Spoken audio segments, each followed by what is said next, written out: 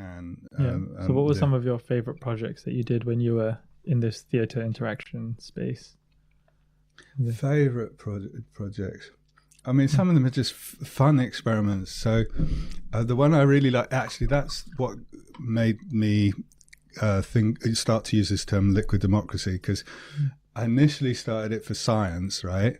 But we can talk about that. So it doesn't have to be used just for politics. It can be used for peer review. That's what I started for medical peer review in 1990. I developed the system to select through network recommendations the peer review panel, because I was creating this kind of wiki for medical student writing, and the professors would come in, someone loved it, and someone would say, "Whoa, that's a bit dodgy. You just got students writing this stuff. How can you prove the authority?" So I wanted a bottom-up way to prove the authority. So I wanted other students to rate other students and then go up the chain, and that's what I was working with. You can call it liquid democracy.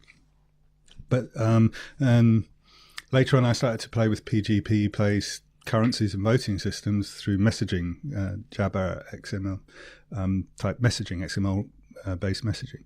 And then I got an art commission. Well, actually, my partner at the time, Dilek Winchester, who's we wrote an application to a theatre in a festival in London, Stoke Newington Festival, for the Turkish community.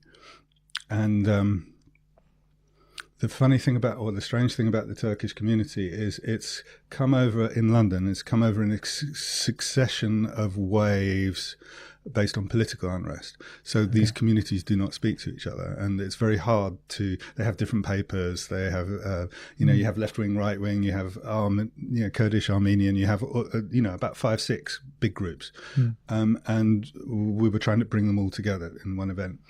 And Dilek said, I know what they all have in common, and that's yogurt, because they all worship yogurt. I mean, she was brought up making yogurt. She had a grandmother, and yogurt's very good in Turkish cuisine. Yeah, and the Armenians say they invented it. There's fantastic stories about Danone being smuggled over on a handkerchief because it was illegal to bring the live culture to America, and how the Armenian, there's all this stuff, and everyone claims it as their own. So I wrote this kind of play or concept around that, of this political party stroke factory called MYCP, the MCYP, the Multicultural Yogurt Party, which was designed to worship and manufacture multicultural yogurt. And that's because there's several different cultures of yogurt, and we wanted to see whether they would survive. So we went around collecting all the different yogurts and making multicultural yogurt, and we did workshops on it, and we put videos in the library, and we made this huge tent. In any case, I was obsessed with yogurt for like a year.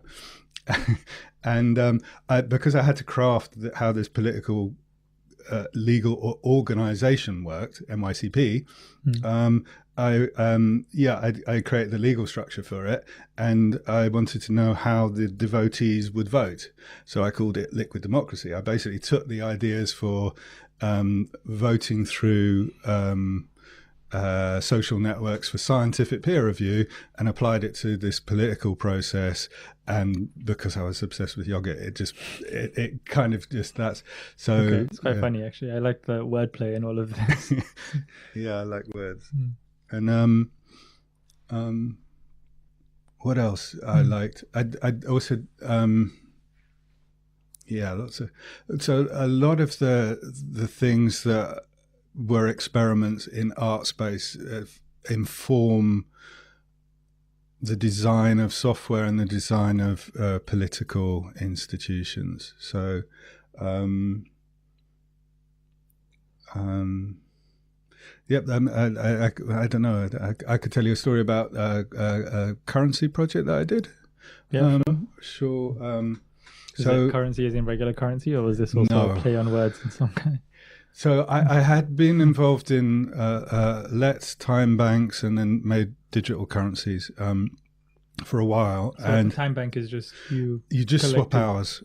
So my hour is the same as your hour. So there's no difference in the rates between people. Right. So if I need help with something, I can ask for an hour of your Yeah. time. So a lawyer's hour is worth the same, and I can tell you some fun, mad stories about that. I mean, that's really hearing these stories and experiencing them make you understand what money really is, and how if you introduce it into a space where it doesn't exist, how it can transform that space. Oh, wow. Yeah, maybe one of those stories would be good. So, all right, this one comes from Edgar Kahn, who's the founder of Timebanks, and I met him when he first came over to this country.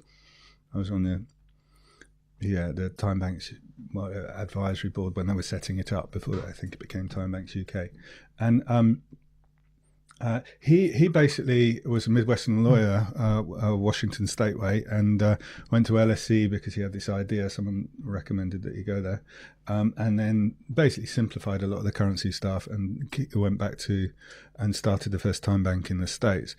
And so for a time bank to work, you need a relatively small group of people who all know each other a little bit, or does it scale? There's no reason that's the way it's been done, like LETs. But again, and what's a LET?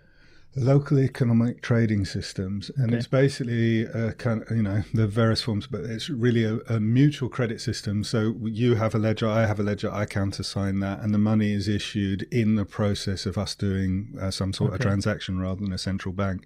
And all we care about is that balances up. And so money grows and goes down again with the activities of the community.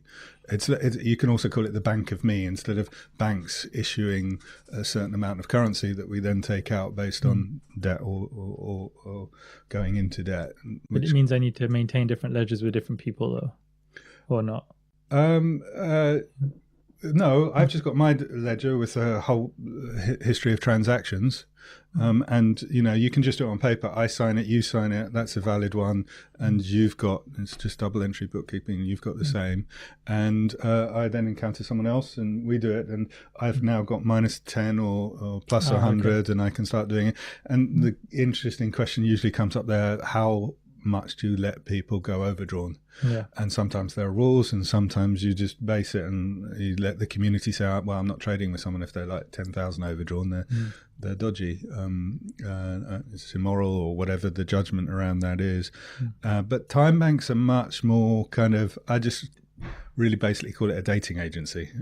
It just gives you an excuse to interact with other people reciprocally, which is actually usually quite difficult to do. Interesting. It's like the whole David Graeber argument about how debt originally was a form of social interaction in many ways, where he talks about how if you give me a gift or something and then I give you a gift of equal value, then that's seen as quite disrespectful because I'm essentially terminating the arrangement that we have, and I no longer give you an excuse to talk to me, because if you owed a debt or were owed a debt, then you have a reason to... I wouldn't call that an argument. I'd just say that's true. Flat out true. But it doesn't feel like that, though, because I think... It's just because we don't... Well, his argument is that in the UK and the US and places like this, we assume that debts are bad. So our instinct is to try and get to zero balance. So no one owes me anything and I don't owe anyone else anything. But he argues that in previous societies, that was actually the prime form of social interaction, where it's quite helpful to have debts owed to someone else because now you have a reason to talk to them. Debt's what creates our money supply. So, if everyone cancelled their debt, there would be zero money.